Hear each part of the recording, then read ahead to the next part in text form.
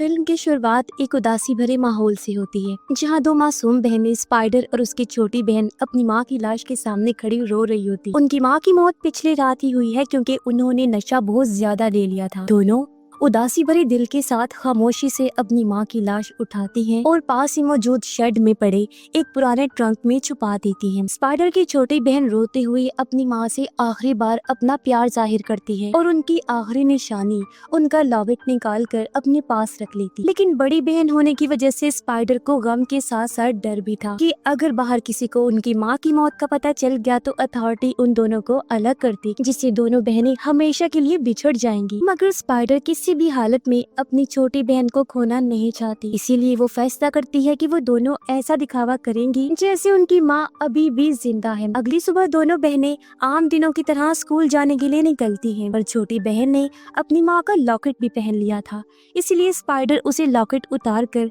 घर पर ही रखने के लिए कहती है। फिर स्कूल पहुंचकर भी वो उसे अपनी माँ की मौत के बारे में किसी को ना बताने के लिए याद दिलाती है। बाद में स्पाइडर अपना दिल हल्का करने के लिए अपनी सबसे अच्छी दोस्त को अपनी माँ की मौत के बारे में बता देती है, इस शर्त पर कि वो किसी को न बताए। और वो ये भी कहती है कि मैं किसी भी हालत में अपनी छोटी बहन को खोना नहीं चाहती। तब उसकी दोस्त उदास होते हुए उसकी मदद करने का फैसला करती है और उसे हौसला भी देती है। लेकिन पहली ही शाम छोटी बहन की एक हरकत उसे डरा देती है, क्योंकि वो स्कूल से अपनी दोस्त और उसकी दादी के साथ घर आई थी। तो स्पाइडर घबरा कर उसे डांट देती है और उसे समझाती भी है कि अगली बार घर पर तो क्या, घर के आसपास भी किसी को मत लेकर आना, क्योंकि लोग उनके घर आकर उनकी सच्चाई जान भी सकते हैं। लेकिन लोगों को उनका सच पता चल जाने के डर के अलावा उनके सामने एक और मसला भी आने लगता है। धीरे धीरे अब उनका खाने का सामान खत्म हो रहा था और उनकी माँ की मंथली इनकम आने में अभी 6 दिन बाकी, इसलिए दोनों किसी भी तरह अगले 6 दिनों तक कम कम खाना खाकर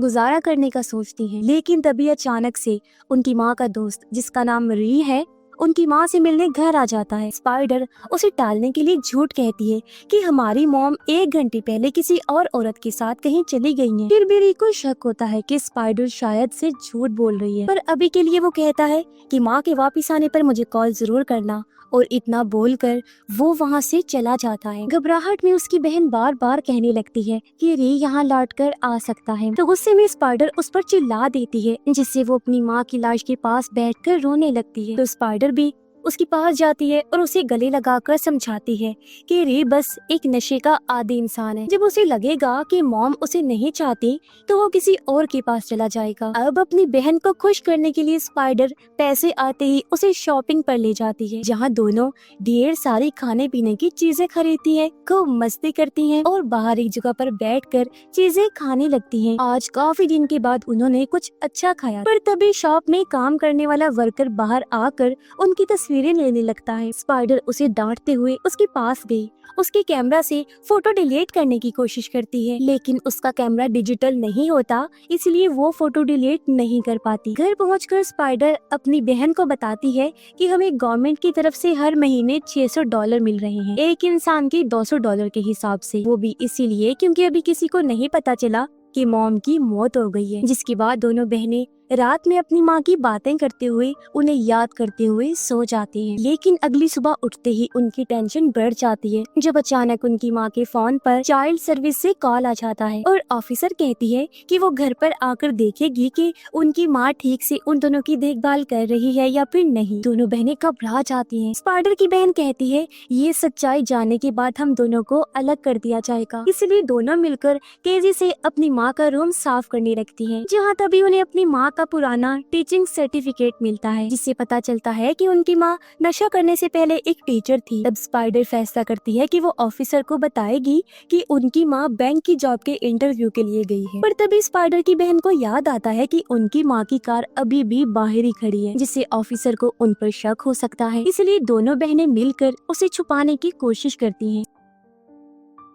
स्पाइडर को गाड़ी चलानी भी नहीं आती, पर जैसे तैसे वो गाड़ी को चला पाई और किसी तरह कार को नजरों से दूर छुपा देती है। फिर अगले दिन जब ऑफिसर घर पहुंचती है तो दोनों कहते हैं कि उनकी माँ जॉब के इंटरव्यू के लिए गई है, और अपनी माँ को उसके सामने एक जिम्मेदार और प्यार करने वाली माँ दिखाने की कोशिश करती है। ऑफिसर भी उनका पूरा घर, फ्रिज और उनकी माँ के कमरे को अच्छे से चेक करती है और सब ठीक समझकर उनकी माँ के आने पर कॉल करने का कहकर वहाँ से चली जाती है। दोनों अभी के लिए तो सुकून का सांस लेती हैं, लेकिन वो जानती हैं कि ऑफिसर कुछ दिनों बाद फिर से आए, इसलिए अगले दिन स्पाइडर वहाँ से कहीं दूर भागने का इरादा करती है और बस स्टैंड जाकर टिकट्स की कीमत पूछती है। लेकिन उसकी उम्र सिर्फ 15 साल है। ये जानकर रिसेप्शनिस्ट उसे अकेले ना घूमने का कहता है। तब उसकी बातों से पक कर स्पाइडर वहाँ से निकल जाती है और वापस कुछ जरूरी सामान लेने स्टोर में आ गई थी। वहाँ उसकी मुलाकात फिर से उस कैमरामैन शॉप वर्कर से होती है। वर्कर उसे वो तस्वीर दिखाता है जो उसने उस दिन ली थी और बताता है कि वो अक्सर घूम घूम कर फोटोज खींचता है और स्पाइडर को भी ऑफर करता है कि तुम भी कभी मेरे साथ चलो ना, जहाँ मैं और तुम दोनों फोटोज खींचेंगे। लेकिन स्पाइडर उसे मना करके घर आ जाती है। घर पहुंचकर उसकी बहन अब भी अपनी माँ का लॉकेट पकड़े उन्हें याद कर रही होती है। वो स्पाइडर से पूछती है तुम माँ से इतनी नाराज क्यों हो? तो स्पाइडर बस इतना कहती है कि उनकी माँ ने अपनी जिंदगी में बहुत बुरे फैसले लिए। फिर कुछ देर बाद उसकी बहन भी वो तस्वीर देख लेती है जो वर्कर ने खींची थी और स्पाइडर को हंसाने के लिए तंग करती है कि वो लड़का तुम्हें पसंद करता है ना। तब स्पाइडर भी उसे बता देती है कि उसने तस्वीरें खींचने के लिए मुझे भी अपने साथ चलने की ऑफर की है। ये सुनकर उसकी बहन जिद करने लगती है कि तुम्हें उसके साथ जाना चाहिए, तो स्पाइडर भी मान जाती है। अगले दिन वर्कर एक पुरानी बाइक लेकर स्पाइडर को लेने आता है और दोनों साथ में घूमते हुए दूर जंगल में जाकर एक जगह रुक जाते हैं। स्पाइडर उससे ऐसे ही मजाक में पूछती है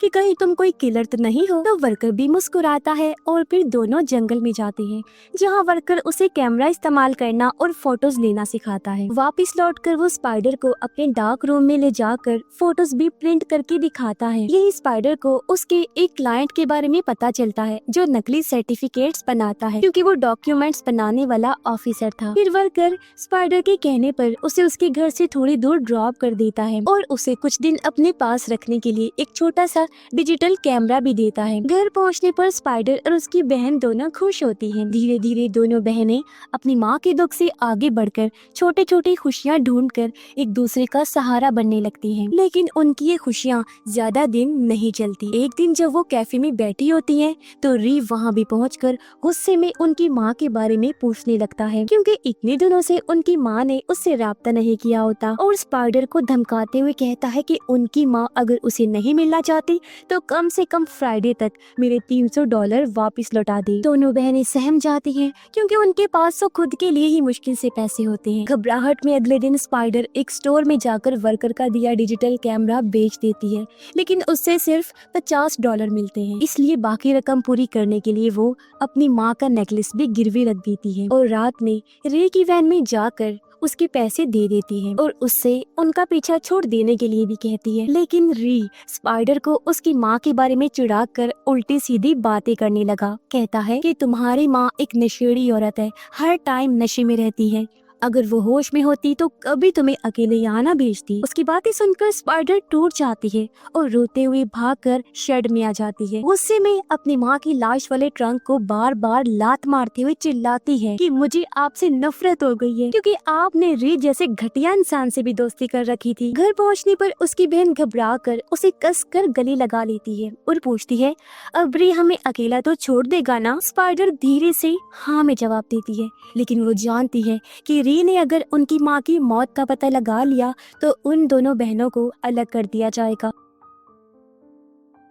वो अगले दिन इंटरनेट पर गोद लेने के बारे में पढ़ने लगती है। उसे पता चला कि 18 साल का बहन या भाई अपने छोटे बहन भाइयों को गोद ले सकता है, लेकिन उसकी उम्र तो अभी सिर्फ 15 साल थी। रात में उसकी बहन उससे उनकी माँ के लॉकेट के बारे में पूछने लगती है, लेकिन स्पाइडर सोचती है कि कहीं इसका दिल ना टूट जाए, इसलिए वो बता नहीं पाती कि उसने नेकलेस गिरवी रखवा दिया है। तभी उनकी माँ के फोन पर स्पाइडर की ही दोस्त की डैड की कॉल आती है, जो शेरिफ है, क्योंकि वो स्पाइडर की मॉम की भी दोस्त है। वो उनकी माँ को वॉइस मैसेज में कहते हैं कि मुझे वापस कॉल करो, जिससे स्पाइडर अब और ज्यादा घबरा जाती है। अगले दिन वो वर्कर की क्लाइंट यानी डॉक्यूमेंट्स मेकर ऑफिसर से मिलती है और उसे अपने नकली पेपर्स बनाने का कहती है, जैसे ड्राइवर्स लाइसेंस और बर्थ सर्टिफिकेट वगैरह, जिससे लगे कि वो 18 साल की है। लेकिन उसके पास ऑफिसर की भारी रकम देने के लिए पैसे नहीं होते। फिर भी स्पाइडर उसे पेपर्स बनाने के लिए मना लेती है, ये कहकर कि मुझे उन पेपर्स की बहुत जरूरत है, और घर लौटकर अपनी दोस्त को भी अपना प्लान बता देती है कि मैं अपनी बहन को लेकर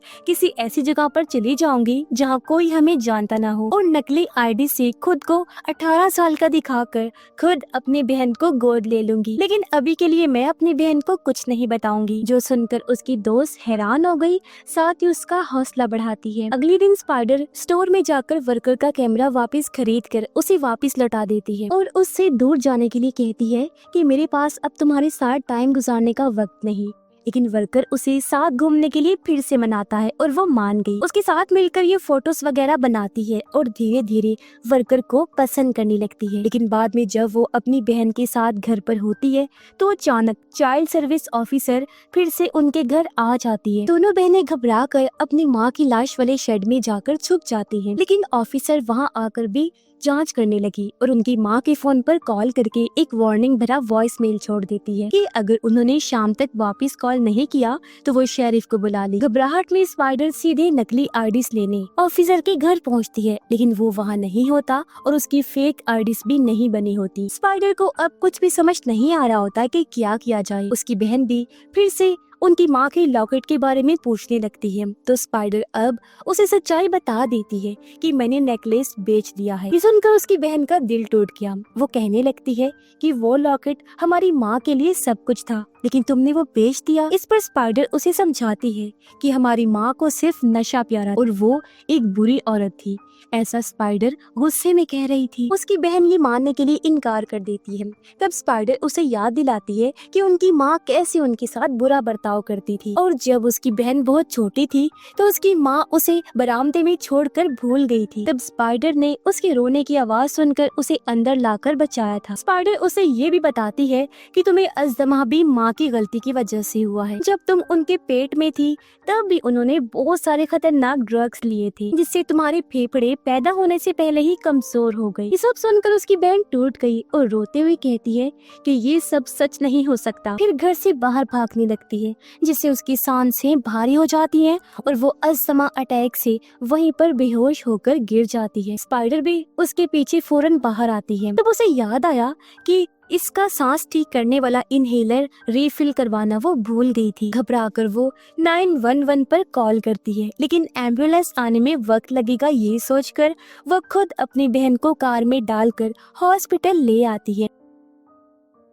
डॉक्टर भी फौरन उसे एडमिट करके इलाज शुरू कर देते हैं, लेकिन डॉक्टर उसे कुछ भी बताने से मना कर देते हैं क्योंकि उनका कहना था कि तुम्हारी बहन की हालत किसी बड़े इंसान को ही बताई जाएगी। अब वो चाहकर भी अपनी माँ को नहीं बुला सकती है, इसलिए उदास होकर वहीं बैठ जाती है। पर तभी उसकी दोस्त के डैड शेरिफ वहाँ आते हैं और डॉक्टर से कंफर्म करके उसे बताते हैं कि उसकी बहन अब ठीक है। तो वो फूट फूट कर रोने लगती है और खुद को अपनी बहन की ऐसी हालत का जिम्मेदार मानने लगती है क्योंकि वो अपनी बहन का इनहेलर रिफिल करवाना भूल गई थी। तो शेरिफ उसे समझाते हैं कि तुम तो उसकी बहन हो, ये सब तो तुम्हारी माँ की जिम्मेदारी है, और वो उसकी माँ के बारे में पूछते हैं। लेकिन स्पाइडर कुछ नहीं कह पाती, बस हल्की सी आवाज में कहती है कि प्लीज हमें अलग मत करना। तभी उसकी बहन डिस्चार्ज होकर बाहर आती है और शेरिफ दोनों बहनों को अपने ही घर ले आते हैं। जब उसकी वाइफ को पता चलता है कि उनकी माँ हफ्तों से गायब है तो वो अपने हस्बैंड को कहती है कि इन दोनों बहनों को तब तक उनके साथ ही रहना चाहिए जब तक कोई अच्छी फैमिली नहीं मिल जाती, फिर हम इन्हें किसी को गोद दे देंगे। लेकिन शेरिफ समझाते हैं कि ये आसान नहीं है क्योंकि उनके शहर में पहले ही 70 से ज्यादा बच्चे फैमिलीज का इंतजार कर रहे हैं और अगर इन दोनों बहनों को भी उस लिस्ट में डाल दिया जाएगा तो उनका एक ही घर में रहना नामुमकिन हो जाएगा। अगली सुबह शेरिफ स्पाइडर और उसकी बहन को स्कूल छोड़ देती है। स्पाइडर अब कैसे भी इन सबसे दूर भागना चाहती है तो उसकी दोस्त भी उसकी मदद के लिए जबरदस्ती उसे कुछ पैसे देती है। फिर स्पाइडर ऑफिसर से फेक आईडीज लेकर घर पहुंच जाती है और तेजी से सामान पैक करने लगी। उसकी बहन हैरान होकर पूछती है कि हम कहाँ जा रहे हैं, तो स्पाइडर उसे बताती है कि हमें भागना होगा, लेकिन उसकी बहन इनकार करने लगती है।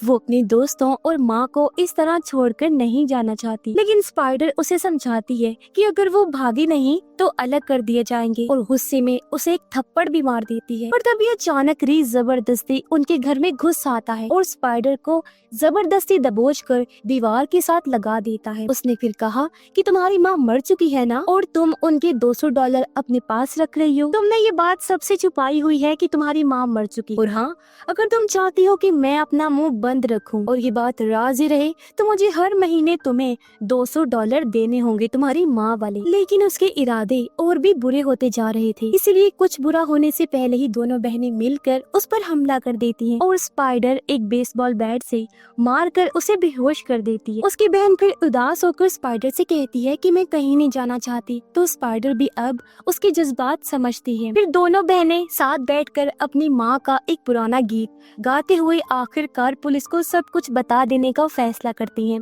फिर उन्होंने ऐसा कर भी दिया। थोड़ी देर बाद उनकी माँ की लाश को ले जाया जाता है और शेरिफ उनके पास आकर बैठ जाती है। स्पाइडर उदासी भरे मन से उनसे पूछती है, मैंने जो किया क्या वो गलत है? तो शेरिफ भी उदास होकर जवाब देते हैं, तुमने जो भी किया अपनी बहन को साथ रखने के लिए किया है और खुद भी उन दोनों को अलग ना करने का भरोसा दिलाते। फिर उनकी माँ का फ्यूनरल किया गया, यानी उसे दफन किया जाने वाला था, जहाँ दोनों बहनें दुखी मन और उदास चेहरे से उनके ताबूत पर फूल चढ़ाती हैं और शेरिफ की फैमिली उन दोनों को भी अपनी फैमिली का हिस्सा बना लेती है, यानी उन्होंने ही दोनों बहनों को गोद ले लिया था ताकि दोनों बहनें अलग ना हो पाएं। थोड़ी देर बाद वर्कर भी स्पाइडर से मिलने आता है। इसके बाद स्पाइडर अपनी माँ को याद करते हुए उनका लॉकेट देखने लगती है जो उसने वापस से खरीद लिया था और अपनी माँ के बारे में हर बुरी बात सोचने पर उसे पछतावा हो रहा था। फिर जब उसने लॉकेट खोलकर देखा तो उसके अंदर दोनों बहनों की बचपन की तस्वीरें। स्पाइडर अब वो लॉकेट अपने गले में पहन लेती है और अपनी छोटी बहन का हमेशा ख्याल रखने की और उसका साथ कभी न छोड़ने की कसम खाती है। और इसी के साथ ही इस फिल्म की कहानी भी यहीं पर खत्म हो जाती है।